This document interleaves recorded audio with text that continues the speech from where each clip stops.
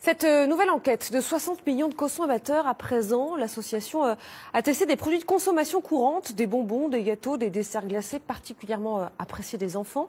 Et tous contiennent du dioxyde de titane sous forme nanoparticules. Alors on va en parler en détail avec vous. Claudine Gilbert, vous nous avez rejoint.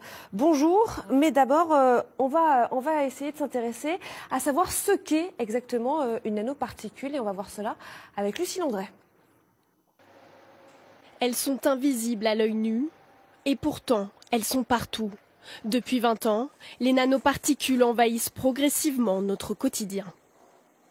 C'est un grain de matière entre 1000 et 100 000 fois plus petit qu'un cheveu.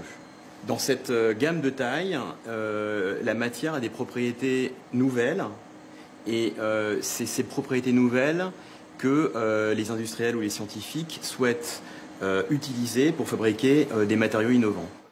Des produits plus légers, plus brillants, plus blancs. Les propriétés des nanoparticules sont nombreuses. Dans l'alimentation, elles agissent sur la couleur, la texture ou encore le goût.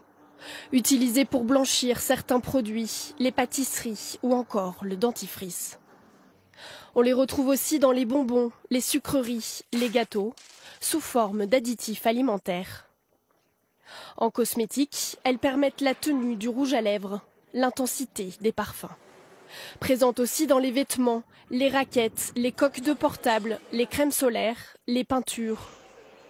Aujourd'hui, ces molécules artificielles entrent dans la composition de plus d'1 millier de produits.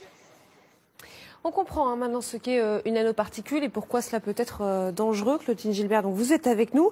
Ce que révèle aujourd'hui une étude de 60 millions de consommateurs, c'est que de nombreux produits de consommation en contiennent. Oui, cette étude porte précisément sur le dioxyde de titane. 60 millions de consommateurs a analysé 18 produits, des bonbons, des gâteaux, des biscuits, des glaces. Les fabricants avaient affirmé ne pas utiliser de nanoparticules. Or, 100% de ces produits en contiennent. Et l'autre problème, Claudine, c'est que ce n'était pas du tout spécifié sur les étiquettes de ces produits. Oui, le dioxyde de titane lui-même apparaît sous différentes appellations, le plus souvent titanium dioxyde ou E171, mais rien n'indique qu'il s'agit de nanoparticules, alors qu'au-delà de 10%, l'étiquetage est obligatoire.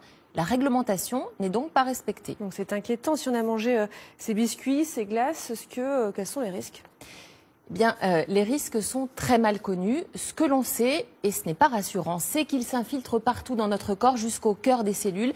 Ils franchissent toutes les barrières physiologiques, l'intestin, la peau. Ils s'accumulent dans le foie et jusque dans le cerveau.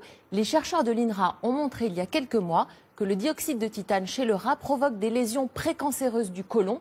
L'urgence est maintenant d'étudier les effets chez les humains, et notamment les enfants. Avec les bonbons, ils sont 2 à 4 fois plus exposés que les adultes. Merci beaucoup, Claudine. On arrête donc les bonbons. Jusqu'où